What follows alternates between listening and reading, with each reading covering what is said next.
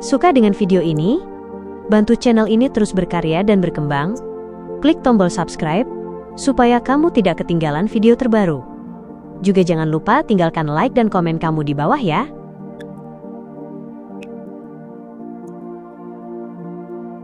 Meskipun sudah berbaring di tempat tidur, klien tidak berhasil tertidur hingga fajar menyingsing. Ini karena ia percaya bahwa, dengan sebagian besar orang terbangun akibat keributan di bawah tanah, jika dirinya tidur terlalu nyenyak tanpa menyadari apapun, itu akan membuatnya terlihat mencurigakan. Benar saja, tepat saat ia bangun dari tempat tidur, berjalan ke balkon, dan membuka tirai untuk berpura-pura mencari sumber keributan, Walter datang mengetuk pintunya. Dua pelayan dengan senapan berburu laras ganda ditugaskan untuk melindungi majikan mereka guna mencegah terjadinya kecelakaan. Tak lama kemudian, polisi datang. Berdasarkan deskripsi para penghuni di sekitar, mereka mengidentifikasi saluran pembuangan sebagai targetnya. Adapun apa yang mereka temukan, atau apakah mereka meminta bantuan dari Nighthawks, warga biasa, Tuan Dwayne Dantes, tidak mengetahuinya. Setelah memastikan tidak akan ada kecelakaan lagi, ia menyuruh kepala pelayan dan para pelayan pergi, lalu segera tidur sejenak. Saat ia bangun kembali, Jalan Boklund telah kembali normal. Para pejalan kaki berada di jalanan, dan kereta kuda hilir mudik. Pohon payung intis yang berjajar di sisi jalan terus memberikan kesan tenang pada area tersebut. Apakah hasil penyelidikannya sudah keluar? Klien menatap dirinya di cermin, sambil bertanya pada Richardson yang membantunya merapikan pakaian. Richardson sudah menanyakan hal itu sebelumnya dan menunggu majikannya bertanya. Ia segera menjawab, sepertinya beberapa anggota geng sedang melakukan transaksi senjata api di saluran pembuangan terdekat dan secara tidak sengaja memicu ledakan. Penjelasan yang masuk akal. Klien tidak menyelidiki lebih jauh, juga tidak memikirkan kemana perginya demigod dari jalur marauder yang mencuri pikirannya, atau apakah Nighthawks menemukannya. Pertama, ini karena ia percaya bahwa tindakan demigod yang menyalakan bahan peledak pasti akan membuatnya terlibat secara serius. Jika demigod itu memiliki kemampuan atau lingkungan yang sesuai untuk bertindak, ia pasti sudah lama memparasit Hazel tanpa perlu melalui proses yang berbelit dan merepotkan. Ini juga berarti bahwa dalam 2 hingga 3 minggu ke depan, atau bahkan 2 hingga 3 bulan, klien tidak perlu mengkhawatirkan demigod tersebut. Kedua, jika ia terus mengejar masalah ini dan memojokkan demigod itu, klien tidak ragu bahwa ia akan terluka akibatnya. Begitu demigod itu kehilangan semua kendali dan mulai memengaruhi lingkungan secara luas, maka bahkan jika ia tidak mengekspos dirinya, ia tetap akan menjadi sasaran serangan, sekaligus menyeret para penghuni tak bersalah di sepanjang jalan. Selain dua alasan pertama, klien juga merasa waspada terhadap situasi ini. Jika keanehan terus terjadi di Jalan Boklund yang awalnya normal, itu pasti akan menarik kecurigaan tingkat lebih dalam dari para Beyonder resmi. Dan semua ini terjadi setelah Dwayne Dantes pindah ke sana. Bahkan jika tubuh klien dipenuhi mulut, tidak ada cara baginya untuk menjelaskan diri. Saat itu tiba, ia harus meninggalkan rencananya dan mempertimbangkan ulang yang baru. Aku tidak boleh pergi ke saluran pembuangan untuk sementara waktu. Mungkin ada jebakan yang dipasang oleh para Beyonder resmi. Ada satu hal yang bisa dilakukan. Mengawasi Hazel tanpa meninggalkan jejak. Aku akan mengamati apakah ada keanehan padanya, dan begitu menemukan tanda berbahaya, aku akan segera berubah menjadi hero bandit dan memasang iklan di Katedral Saint Samuel. Klien turun ke bawah untuk sarapan dengan ekspresi tenang. Setelah itu, ia kembali ke kamar utama dan menyuruh Richardson menunggu di depan pintu. Sementara itu, ia mengeluarkan burung kertas yang hampir robek dari dompetnya. Ia berencana menggunakannya untuk terakhir kalinya guna memberitahu Snake of Fate, Will Auseptin, tentang pilihan yang ditawarkan Admiral of Stars kepadanya dan apakah ia setuju atau tidak. Biasanya, ia bisa menyelesaikan hal seperti ini dengan mengunjungi orang tuanya. Namun, tanpa undangan dari Dr. Ehren, dan tanpa alasan yang cukup untuk berkunjung, itu bukan pilihan terbaik karena mudah menimbulkan kecurigaan. Ia jelas tidak bisa mengatakan pada Dr. Ehren bahwa ia datang bukan untuknya, melainkan untuk janin dalam kandungan istrinya. Setelah dengan hati-hati membuka burung kertas itu, klien melirik bekas tulisan pensil di atasnya. Intuisinya mengatakan bahwa jika ia menggunakan penghapus, kertas itu pasti akan robek. Namun, hal itu tidak menyulitkannya. Ia mengambil pena tinta hitam dan langsung menulis di atasnya. Pihak lain telah memberikan penawaran mereka. Tinta hitam jauh lebih jelas daripada tulisan pensil. Oleh karena itu, meskipun teksnya saling bertumpuk, itu tidak menghalangi siapapun untuk mengenali kata-kata yang tertulis di atasnya. Selalu ada lebih banyak solusi daripada masalah. Klien mengangguk puas saat ia melipat kembali kertas tersebut mengikuti bekas lipatannya. Kali ini, ia menduga bahwa jika dibuka lagi, kertas itu akan robek.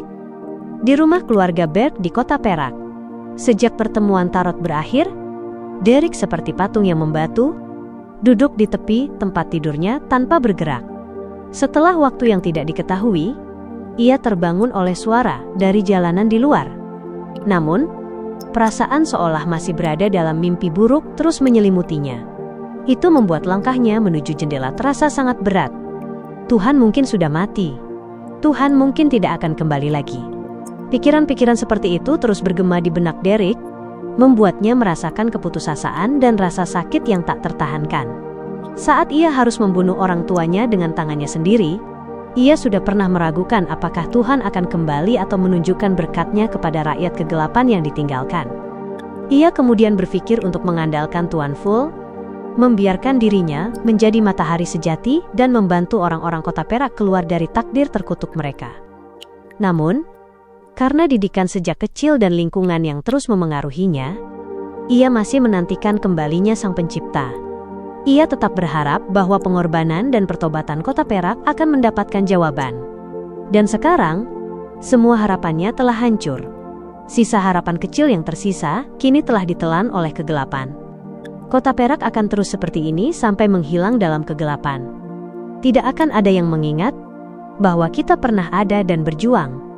Derek memandang keluar jendela dan melihat banyak tetangganya berkumpul. Mereka berdoa dan memohon pengampunan kepada Tuhan yang menciptakan segalanya. Ini bukan ritual yang diatur oleh Dewan 6 anggota, melainkan tradisi yang terbentuk di kota Perak setelah 2 hingga 3.000 tahun. Mereka berdoa untuk hampir segala hal, perkembangan yang baik, emosi yang tidak stabil, anggota keluarga yang terluka, dan kelahiran kehidupan baru. Petir menyambar langit dan menerangi jalanan. Derek berdiri tak bergerak dalam kegelapan kamarnya, menatap keluar dengan linglung. Tanpa sadar, ia mengepalkan tinjunya. Saat para tetangganya bubar, ia akhirnya menarik kembali pandangannya, ekspresinya sedikit terdistorsi. Ia mengulurkan tangan untuk menyentuh Thunder God's Roar, sementara tatapannya perlahan menjadi fokus. Ia berencana mengikuti saran Tuan Hangman untuk berteman dengan orang lain agar bisa mendapatkan bantuan. Tak lama kemudian, ia merasa sedikit buntu karena tidak tahu bagaimana cara berteman. Ia juga tidak tahu bagaimana menyapa orang lain dengan hangat atau menemukan topik pembicaraan. Itu bertentangan dengan karakternya sendiri. Setelah berpikir sejenak, Derek memutuskan pergi ke lapangan latihan dan menggunakan pertarungan untuk membangun kembali hubungan dengan orang-orang yang pernah ia kenal. Itu adalah tempat berkumpul bagi penduduk kota Perak, tempat ia sering bertemu orang-orang yang dikenalnya. Malam kembali larut. Klein sekali lagi melihat menara gereja hitam pekat dan dataran sunyi dalam mimpinya seperti yang ia inginkan. Melewati satu rintangan demi rintangan, ia tiba di wilayah dengan kartu tarot yang berserakan. Sebuah kereta bayi hitam sudah menunggunya di sana. Will Auseptin, yang terbungkus sutra perak, bertanya dengan suara cerah. Apa pilihannya? Kali ini kau sangat proaktif. Apa yang terjadi dengan sikap berhati-hatimu sebagai urutan 1? Namun, anak-anak memang seperti itu. Bagus kau mempertahankan keadaan pikiran seperti ini. Klein terkekeh dalam hati saat berkata, 2 pilihan, pilih salah satu. 1. Melihat sekilas kartu Wheel of Fortune. 2. Metode untuk mendapatkan kembali sebagian kekuatan saat berada dalam kondisi lemah. Will Auseptin terdiam sejenak lalu tertawa kecil. Jadi Bernadette di pihak sana. Intuisiku benar. Kali ini aku akan mendapatkan sesuatu yang bagus. Setelah itu, ia bertanya, Menurutmu aku akan memilih yang mana? Gagasan bawah sadar klien adalah, aku punya kesempatan untuk mengajukan satu pertanyaan. Lalu ia berkata sambil tertawa mencela diri. 2. Will Auseptin mendecak dan berkata, apa aku terlihat seperti makhluk mitos yang tidak punya metode seperti itu? Aku sudah memulai ulang berkali-kali. Tentu saja aku punya pola pikir yang tepat untuk melakukan persiapan. Masuk akal? Klien mengangguk dan berkata, kau ingin melihat kartu Wheel of Fortune? Atau ingin mereka menukar pilihannya? Will Auseptin mengisap ibu jarinya dan berkata, aku memilih 2. Ekspresi klien langsung membeku. Will Auseptin tersenyum dan berkata, mengetahui satu metode lagi berarti satu kartu truf lagi. Bukankah itu pilihan yang benar? Ya, apapun yang kau katakan benar. Klien menjawab dengan pasrah. Baiklah, kapan kau bisa menyelesaikan transaksi ini? Will Auseptin melambaikan tangan kecilnya dan berkata, tentu saja saat aku lahir dan memiliki darah plasenta. Itu mungkin awal Juli, tapi bisa juga lebih cepat. Setelah mengatakan itu, ia merilekskan tubuhnya sambil tertawa kecil. Aku juga tidak keberatan jika mereka ingin memberiku metode itu lebih awal. Mereka? Klien tanpa sadar bertanya, tidak yakin bagaimana Snake of Mercury tahu bahwa itu mereka dan bukan dia. Queen Mystic, Bernadette. Will Auseptin mengisap ibu jarinya dan berkata samar, Bernadette sudah melewati tahap itu. Tahap yang membutuhkan setetes darah makhluk mitos. Kemungkinan sedang dipersiapkan untuk bawahannya. Begitu ya? Nona Hermit yang membutuhkannya? Klien berpikir lalu bertanya, untuk apa setetes darah makhluk mitos itu? Bahan utama ramuan? Tidak. Bukankah itu bunuh diri bagi jalur lain untuk mengonsumsi darah makhluk mitos jalur takdir? Will Auseptin mencibir. Aku dengar untuk naik dari urutan 5 ke urutan 4 pada jalur Mystery Prayer, seseorang harus sepenuhnya menganalisis setetes darah makhluk mitos dan dari sana memperoleh pengetahuan yang rumit dan sangat besar. Itu bagian dari ritual. Karena darah makhluk mitos yang digunakan berbeda, maka keahlian mereka saat mencapai tahap mistikologis juga akan berbeda. Ternyata bisa seperti itu. Ritual dari berbagai jalur dan urutan memang memiliki ciri khas masing-masing. Klien tersadar dan berkata, terima kasih atas jawabannya. Will Auseptin melambaikan tangan dan berkata, jangan ganggu aku lagi. Membiarkanku lahir dengan tenang adalah bentuk terima kasih terbesar. Tanpa menunggu jawaban klien, ia menambahkan, memberiku metode itu tidak dihitung. Setelah mengatakan itu, kereta bayi hitam itu mundur dan masuk ke dalam bayangan sebelum menghilang. Klien menyaksikan dinding di sekitarnya runtuh sambil diam-diam menghela napas lega. Ia berencana melarikan diri kembali ke tidur. Pada saat itu, ia membeku karena menyadari ada kekuatan baru yang menyusup ke dalam mimpinya. Yang satu baru saja pergi, yang lain sudah datang lagi. Ini lebih ramai daripada siang hari. Saat klien mengubah mimpi sesuai keinginannya, ia berpura-pura melihat sekeliling dengan linglung.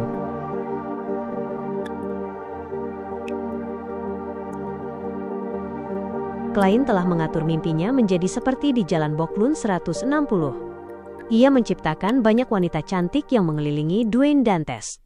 Ia melakukan ini untuk secara sempurna membentuk citra seorang taipan berpengetahuan dan berpengalaman yang hanya bisa melepaskan diri dalam mimpinya, sementara di dunia nyata ia menahan diri demi menjaga reputasinya. Duduk di sofa dan menerima segelas anggur merah dari seorang wanita muda, klien mendapati sekelilingnya tiba-tiba berubah, bahkan sebelum ia sempat mencicipinya. Tempat itu berubah dari villa terang yang dipenuhi wanita elegan menjadi selokan gelap, lembab, dan kotor. Setelah itu, ia melihat 5 bahan peledak yang familiar di tangannya. Bukankah ini yang tadi aku pasang? Klien sempat tertegun sebelum berpura-pura terkejut, melempar bahan peledak itu sambil memandang sekeliling dengan waspada. Menyadari tidak ada keanehan lain, ia mundur selangkah demi selangkah hingga meraba sebuah tangga logam tegak.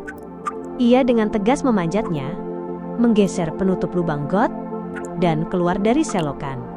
Begitu kembali ke Jalan Boklun, mimpinya hancur dan ia terbangun. Klien membuka mata dan mendapati dirinya berada di ruangan gelap. Saat menatap langit-langit berhias emas, ia mengingat kejadian tadi. Ini ulah demigod jalur marauder itu? Dia lolos dari kejaran Nighthawks dan masih bersembunyi di dekat sini? Karena takut Black Emperor yang mengungkap keberadaannya muncul lagi, dia mulai mengendalikan mimpi untuk mencari targetnya? Sangat mungkin. Jika aku tidak mampu menjaga rasionalitas dan kejernihan saat orang lain menyusup ke dalam mimpiku, aku mungkin sudah terdorong oleh alam bawah sadar untuk memasang bahan peledak lagi. Bagaimanapun, itu sesuatu yang pernah kulakukan, dan ingatannya masih segar. Untungnya, aku sudah menyimpulkan prinsip bahwa seorang marionetis harus berusaha bersembunyi di balik layar. Baik saat menjelajahi selokan maupun bertemu Trisi, aku selalu mengandalkan marionetku. Bahkan karena jarak, aku tidak memilih melakukannya sendiri, melainkan menggunakan tubuh rohku dengan kabut abu-abu sebagai perantara, sambil membawa benda-benda yang bisa mengganggu pengungkapan rahasia dan ramalan, membuat mustahil untuk menentukan siapa dalang sebenarnya. Kalau tidak, aku sudah lama ditemukan dan dijadikan target.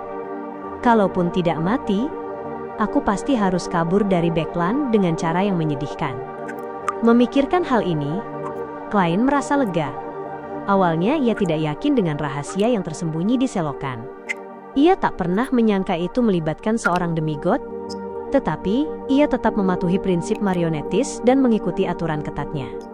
Dengan begitu, ia menghindari akhir tragis di mana aktingnya terbongkar. Backland benar-benar tempat berbahaya. Sedikit kesalahan saja bisa membawa masalah. Saat merenungkan hal ini, klien merasa ramuan marionetisnya tanpa sadar telah sedikit tercerna. Setelah menenangkan diri, ia tertawa dalam hati. Tampaknya demigod itu masih berada di Jalan Boklun. Mungkin dia bersembunyi di Hazel, atau bahkan di sisinya. Haha, kalau saja demigod itu menyusup ke mimpiku 1 atau 2 menit lebih awal, dia akan bertemu Snake of Fate Will Auceptine. Meskipun malaikat urutan 1 ini masih dalam fase lemah, itu hanya relatif terhadap malaikat lain seperti Ouroboros. Menghadapi demigod licik yang bahkan tidak bisa memparasiti Hazel, seharusnya tidak akan ada masalah. Mengesampingkan kekuatan lainnya, hanya dengan memperlihatkan wujud makhluk mitos sepenuhnya saja, sudah cukup untuk memberikan kerusakan besar pada demigod yang sama-sama lemah. Aku berani bertaruh bahwa Will Auceptine pasti sudah merasakannya lebih dulu, dan memilih waktu itu untuk keluar, sehingga berhasil menghindari pertemuan dengan demigod lain. Sayangnya, aku tidak bisa membuat demigod jalur marauder itu memahami betapa berbahayanya menyusup ke mimpi secara sembarangan di Backland. Leonard pasti sangat paham hal ini. Klien menahan pikirannya dan berpura-pura tidak terjadi apa-apa. Dengan kogitasi, ia kembali tertidur. Baru ketika matahari sudah tinggi di langit, ia bangun secara alami.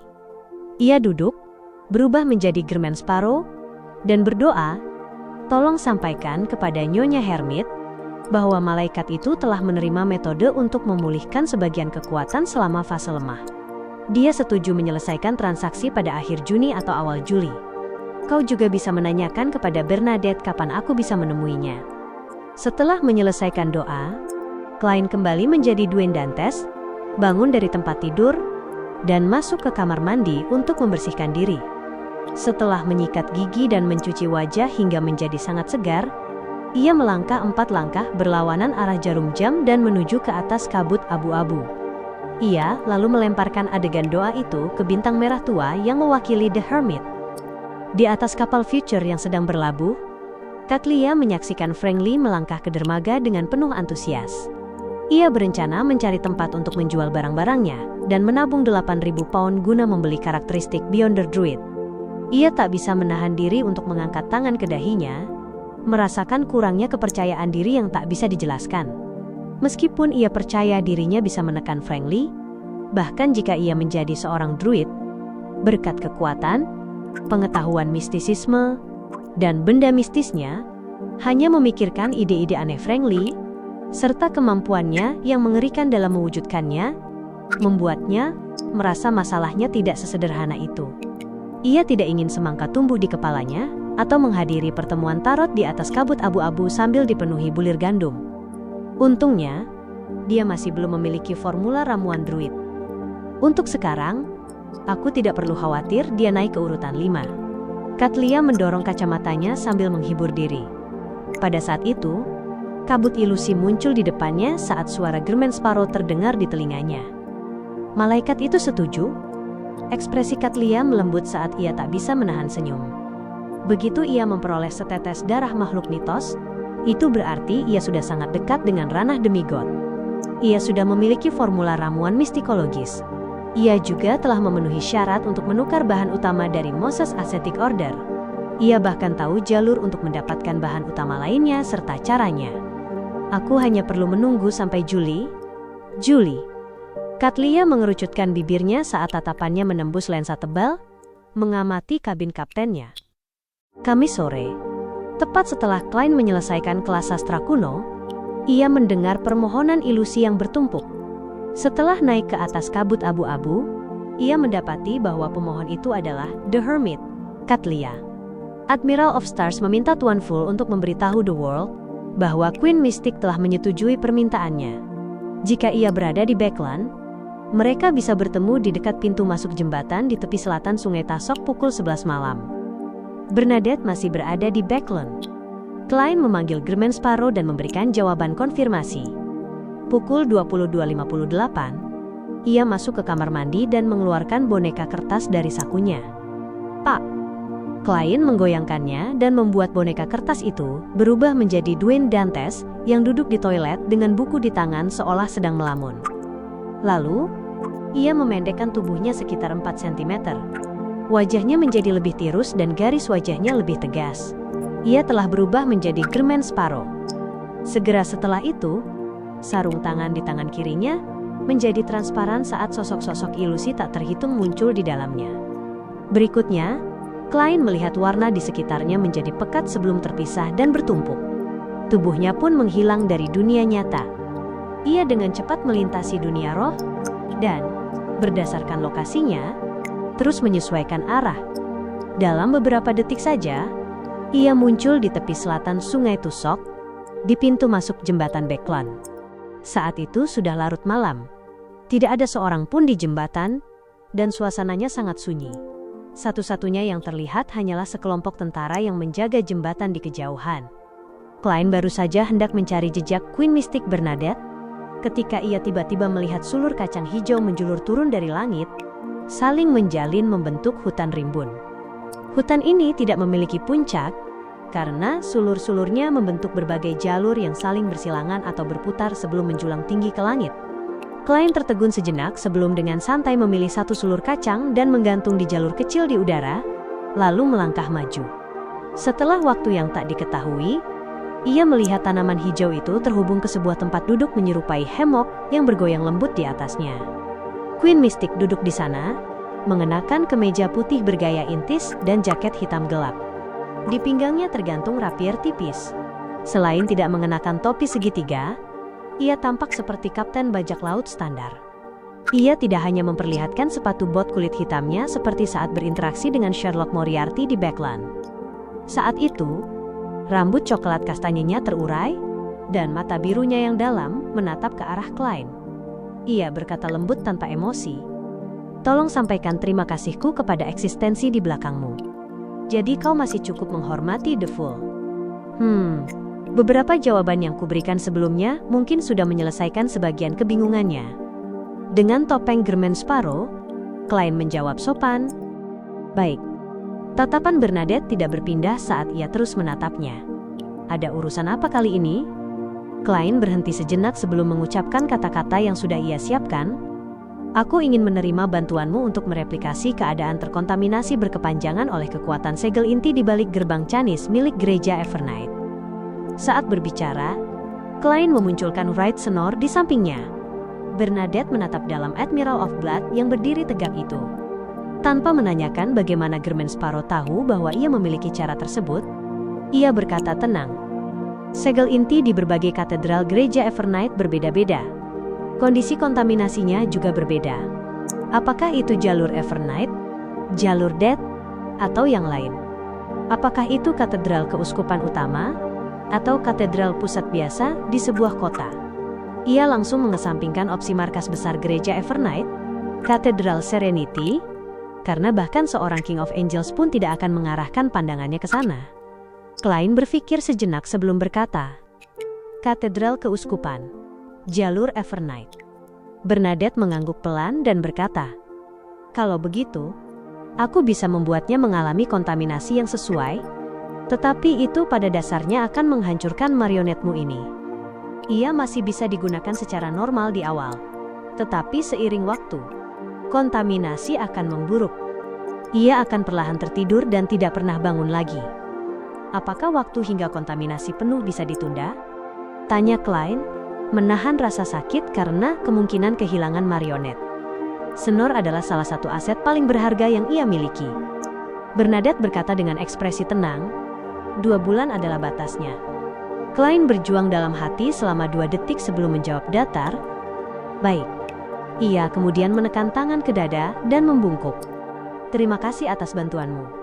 Bernadette tidak berkata apa-apa saat menarik kembali tatapannya. Ia mengangkat tangan kanannya saat kata-kata dalam bahasa Jotun, Dragonis, Elfish, dan Hermes kuno muncul di udara. Kata-kata itu saling menjalin menjadi simbol aneh bercahaya seperti bintang, seolah membuka pintu rahasia menuju kedalaman dunia roh. Begitu pintu rahasia terbuka, hembusan angin muncul, membentuk tubuh bagian atas seorang pria yang tertutup kain putih. "Sleep Bugle," kata Bernadette lembut namun tegas. Pria yang memiliki tubuh atas dan bagian bawah berupa angin itu menjawab dengan hormat, mengeluarkan tengkorak manusia dari dalam kain putih. Lubang mata tengkorak itu sangat dalam dan gelap. Mustahil melihat dasarnya. Bagian lainnya dipenuhi lubang dan retakan dengan berbagai bentuk. Warnanya putih seperti batu giok. Bernadette mengambil Sleep Bugle itu dan melirik Germain Sparrow. Mundur setidaknya 50 meter. Klein tidak bertanya mengapa. Ia meninggalkan Senor di tempatnya dan dengan cepat menjauh di sepanjang jalur sulur kacang. Setelah melewati 50 meter, ia tiba-tiba mendengar melodi jauh yang tenang, penuh kesedihan dan kemuraman. Tanpa sadar, Klein mendongak ke area yang tertutup sulur kacang. Bernadette duduk dengan punggung sedikit membungkuk. Rambut kastanyenya berkibar saat kepalanya tertunduk. Ia menempelkan tengkorak manusia itu ke mulutnya, membiarkan lubang-lubangnya menghasilkan aliran udara yang tampak seperti irama malam yang terorkestrasi. Gerakan itu membawa kekuatan ketenangan dan kesedihan samar. Sedikit demi sedikit, ia menyebar tanpa mengganggu para tentara yang berjaga di luar hutan sulur kacang. Klein berdiri di sana dan mendengarkan dengan serius ketika tiba-tiba ia merasakan kerinduan akan rumah. Itu adalah rumah, sesuatu yang paling dirindukan oleh seorang pengelana yang telah lama mengembara, namun tak pernah bisa ia sentuh.